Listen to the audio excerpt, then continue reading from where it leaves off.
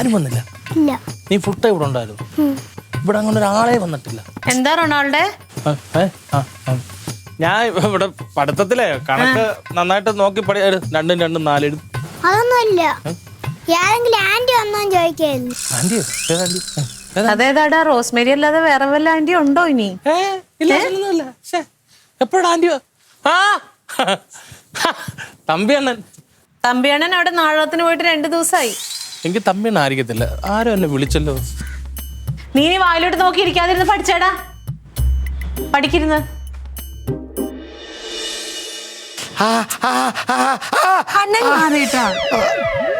എന്ത് കാണിക്കണേ?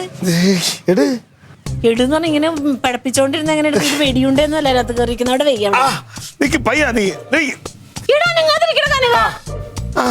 ഇത് കണ്ട നിന്റെ പോലീസ് യൂണിഫോം തിരിച്ചു മേടിക്കും അവര്. സത്യം. ഈ കൈ എന്റെ കയ്യിൽ പിടിച്ചേ. ഇത്രയും പേടിക്കല്ലോ കേട്ടാ. ഓ ഇതാണോ?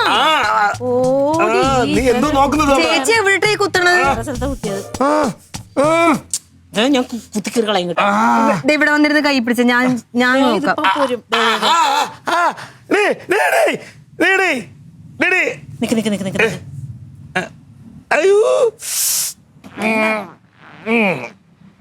ചേച്ചി വരുന്നു. ചേച്ചി വരുന്നെന്ന് സരള എന്ന് പറഞ്ഞില്ലേ ആ കൊച്ചിന്റെ അമ്മ.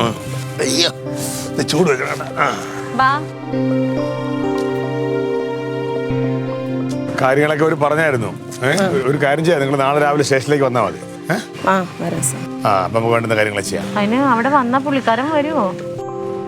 അതൊക്കെ നമുക്ക് എടുപ്പിക്കാന്നുള്ളല്ലേ ഉള്ളു. വന്നില്ല നമ്മൾ എടുപ്പിക്കും കേട്ടോ. നാളെ എപ്പോ വരണം? അവര് രാവിലെ വരണം. രാവിലെ വന്നാൽ മതി. നീ എപ്പം നേരം അവിടെ ഉണ്ടാവും? അങ്ങോട്ട് പോലോ, രാവിലെ അങ്ങോട്ട് പോയിക്കോളാം.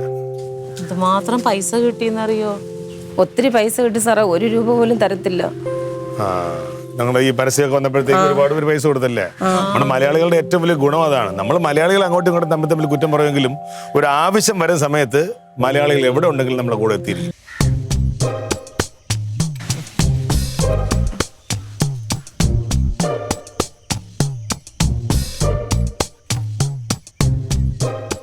ഓരോ പെണ്ണുങ്ങളുടെ അവസ്ഥയല്ലേ ചേച്ചി. ചേച്ചി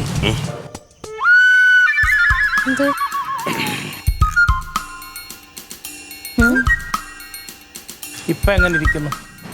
ആരെങ്ങനെ ഇരിക്കുന്നു? അവൻ ഒരു കാര്യം പറഞ്ഞു, അവന് കേട്ട് തള്ളി പറഞ്ഞു. അത് സത്യമല്ലായിരുന്നു അവൻ പറഞ്ഞത്. മനസ്സിലായില്ലേ? ചുമ്മാ കുറ്റപ്പെടുത്തും ആൾക്കാർ. റൊണാൾഡോ നുണ മാത്രമല്ല സത്യങ്ങളും പറയുന്നു ബോധ്യപ്പെട്ടുണ്ടെങ്കിൽ ഒരു ഷൈക്കാൻഡ് തരാം.